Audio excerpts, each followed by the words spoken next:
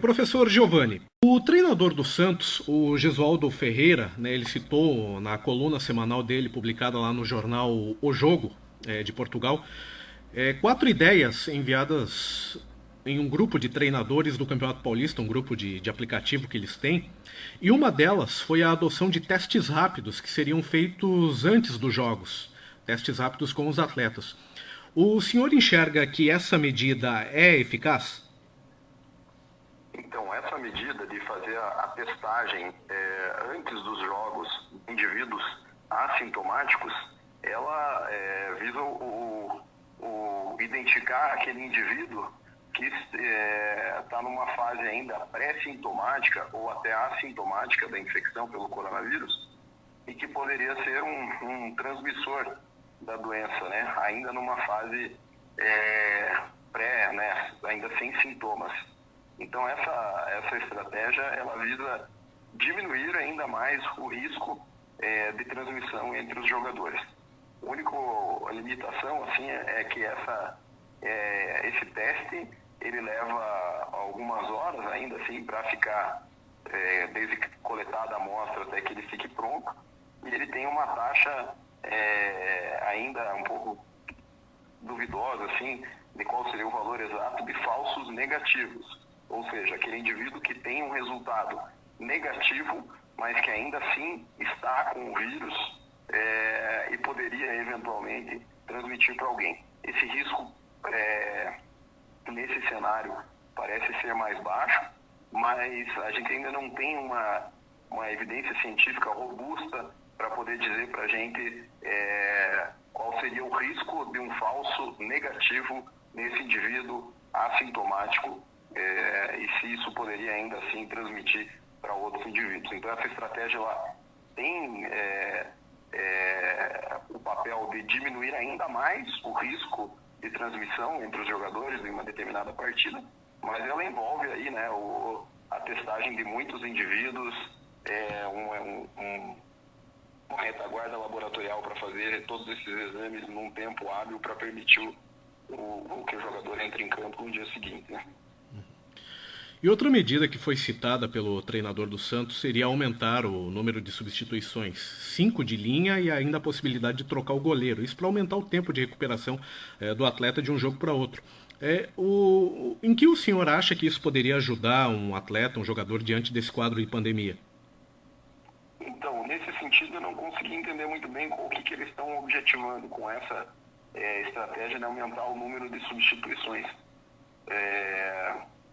Para facilitar a recuperação do atleta até um próximo jogo. Eu não sei se eles estão visando condensar mais o calendário e aumentar o número de jogos, né, num período menor. Talvez seria essa a estratégia.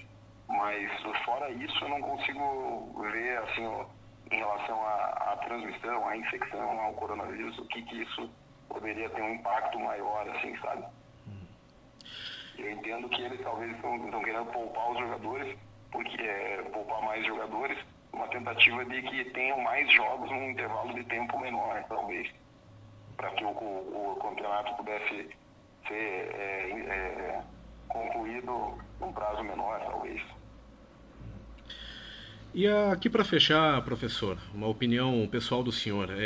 Há espaço para a volta do futebol e de outros esportes nesse momento, ou o senhor entende que seria mais prudente aguardar mais algum tempo?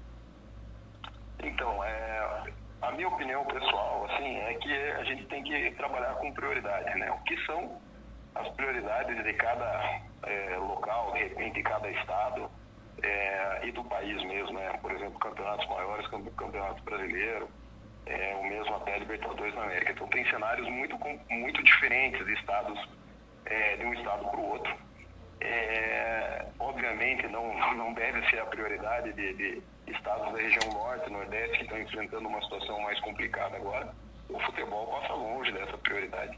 Eu entendo que mesmo aqui, né, na região sul, onde as coisas ainda estão num cenário mais controlado, não me parece assim que o futebol seja a maior prioridade que nós temos. Nós temos uma dificuldade de testagem já, uma limitação de testagem para a população geral, e a gente estaria, né, direcionando esforços aí para fazer uma testagem maior, ainda que no sistema privado.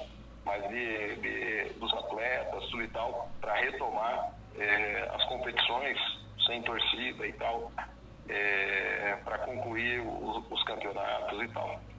Eu não vejo isso como sendo uma prioridade, né, do nosso país, nem do nosso estado, e eu vejo que nós podemos talvez segurar ainda um pouco mais e aprender um pouco com a experiência de países que já estão numa fase mais adiantada do que o Brasil ou do que o nosso estado da pandemia.